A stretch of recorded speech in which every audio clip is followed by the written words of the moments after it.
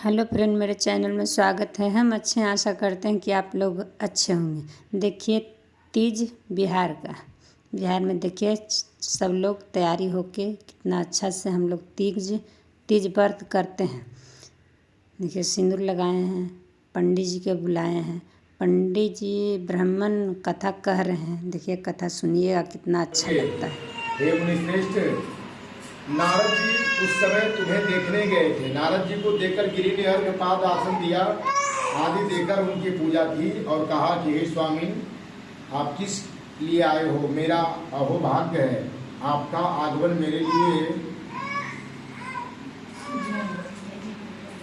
बहुत अच्छा है। नारद जी कहा कि हे पर्वतराज सुनो, मैं भगवान विष्णु का भेजा हुआ आपके पास आया हूँ। आपको चाहिए कि यह कन्या रत्न किसी योग वर को दे। भगवान विष्णु के समान योग वर ब्रह्मा, इंद्र और शिव इनमें से कोई नहीं है। इसलिए मैं वही कहूँगा कि आप अपनी कन्या भगवान विष्णु को ही दे। हिमवान ने कहा, भगवान विष्णु स्वयं मेरी कन्या ले रहे हैं और आप यह संदेश लेकर आए हैं, तो मैं उन्हें अपनी कन्या दूंगा। हिमवान की इतनी बात सुनकर मुनिराज नारद आकाश में विलीन हो गए। वे पीताम्बर, शंख चक्र और गदाधारी भगवान विष्णु के पास पहुँचे। वहाँ हाथ जोड़कर नारद जी ने भगवान विष्णु से कहा, हे देव सुनिए, मैंने आपका विवाह पक्का कर दिया है। उधर हिमवान ने पार्वती के पास जाकर कहा कि हे पुत्री, मैंने तुम्हें भगवान विष्णु को दे डाला। तब पिता की बात सुनकर तुम बिना उत्तर दिए ही अपनी सखी के घर चली गई। वहीं जमीन पर पड़कर तुम बड़ी दुखी होते हुए विलाप करने लगी। तुमके इस तरह के विलाप करते देख एक सखी ने पास आकर कहा कि हे देवी, तुम क्यों इतनी दुखी हो? इसका कारण बताओ। तुम्हारी जो कुछ इच्छा होगी, मैं यथाशक्ति उसको पूर्ण करने का चेष्टा करूंगा, इसमें कोई संशय नहीं है। पार्वती बोली, मेरी जो कुछ अभिलाषा है उसे तुम प्रेम पूर्वक सुनो। मैं एकमात्र शिव जी को अपना पति बनाना चाहती हूँ, इससे कुछ भी संशय नहीं है। मेरे इस विचार को पिताजी ने ठुकरा दिया है, इससे मैं अपने शरीर को त्याग दूंगी। पार्वती की इस बात को सुनकर सखियों ने कहा कि शरीर का त्याग मत करो, चलो किसी ऐसे वन को चले जहाँ पिता को पता न चले। ऐसा सलाह कर तुमने वैसे वन में जा पहुंची जी। उधर तुम्हारे पिता घर घर तुम्हें खोजने लगे।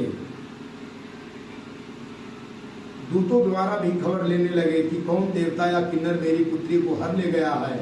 उन्होंने मन ही मन कहा कि नारद जी, कि मैं नारद जी के आगे प्रतिज्ञा कर चुकी हूँ कि अपनी पुत्री भगवान विष्णु को दूंगा। ऐसा सोचते सोचते हिमवान मूर्छित हो गए। गिरिराज को मूर्छित देखकर सब लोग हाहाकार करके दौड़ पड़े। जब होश हुआ तब सब पूछने लगे कि हे गिरिराज, आप अपनी मूर्छा के कारण बताएं। हिमवान कहा कि आप लोग मेरे दुख का कारण सुने। ना मालूम कौन मेरी कन्या को हर ले गया है। ऐसा नहीं हुआ तो इसे किसी काले सांप ने काट लिया होगा या सिंह खा गए होंगे। हाय हाय, मेरी बेटी कहाँ चली गई?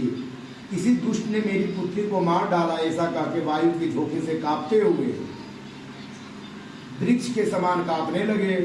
इसके बाद हिमवान तुम्हें वन वन खोजने लगे। वह वन भी सिंह, भालू, हिंसक जंतुओं से बड़ा भयानक हो रहा था। तुम भी अपनी सखियों के साथ उस भयानक वन में चलती चलती एक ऐसी जगह जा पहुंची जहाँ एक नदी बह रही थी। उसके रमणीय तट पर एक बड़ी सी कंदरा थी, खो था। तुमने उसी कंदरा में आश्रम बना लिया और मेरी एक बालिकामयी प्रतिमा बनाकर अपनी सखियों के साथ निराहार रहकर मेरी आराधना करने लगी। जब भाद्रपद शुक्ल पक्ष की हस्ती तृतीया तिथि प्राप्त हुई, तब तुमने मेरा विधिवत पूजन किया और रात भर जागरण करके गीत वादासी से मुझे प्रसन्न करने में बिताया। उस व्रतराज के प्रभाव से मेरा आसन डगमगा उठा, जिससे मैं तत्काल उस स्थान पर जा पहुंचा जहां पर तुम अपने सखियों के साथ रहती थी। वहां पहुंचकर तुमने कहा कि मैं तुम पर प्रसन्न हूं।